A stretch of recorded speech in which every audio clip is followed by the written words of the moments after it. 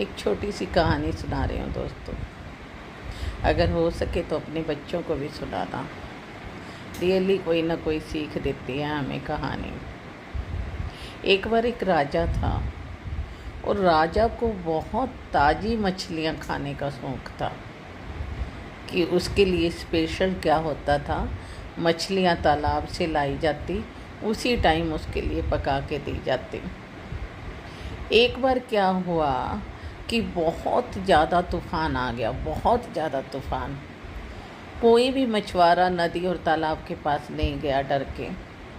राजा ने घोषणा करा दी कि आज कोई भी मछुआरा अगर मेरे लिए मछली लाएगा तो उसे मुंह मांगा इनाम दिया जाएगा।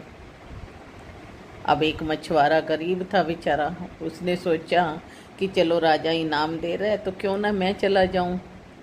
वो गया, जाके उसने क्या किया कि मछलियाँ पकड़ी और राजा के लिए दरबार में चला गया। दरबार के बाहर दरबारी था। उसने दरबारी को कहा कि मुझे राजा जी से मिला दो, मैं उनके लिए मछली लाया हूँ। दरबारी ने कहा मैं मिला तो दूंगा, लेकिन जो तुम्हें इनाम मिलेगा उसका आधा तुम मुझे दोगे। अब बेचारा मछुआरा कहता कि चल कोई बात नहीं, आधा इनाम मैं तुम्हें दे दूंगा। अब वो राजा साहब के पास पहुंचा, राजा जी के दरबार में राजा जी के पास पहुंचा। उसने राजा को मछलियां भेंट की। राजा बहुत खुश हुआ कि आज इतना भयंकर तूफान था और इतने भयंकर तूफान में तुम जान पे खेल के मछलियां लाए हो। बताओ तुम्हें क्या चाहिए।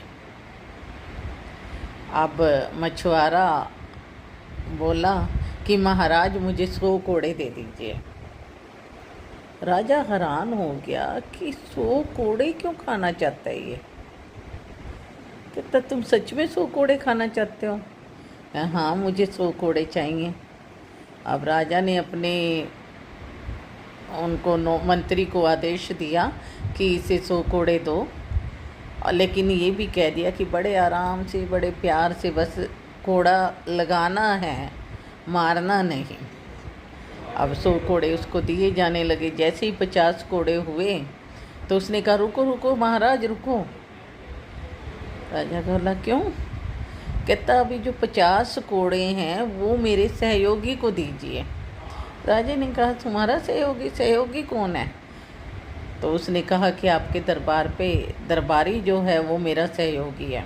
राजा ने दरबारी को बुलाया, मंत्री को आदेश दिया कि इसे 100 कोड़े बहुत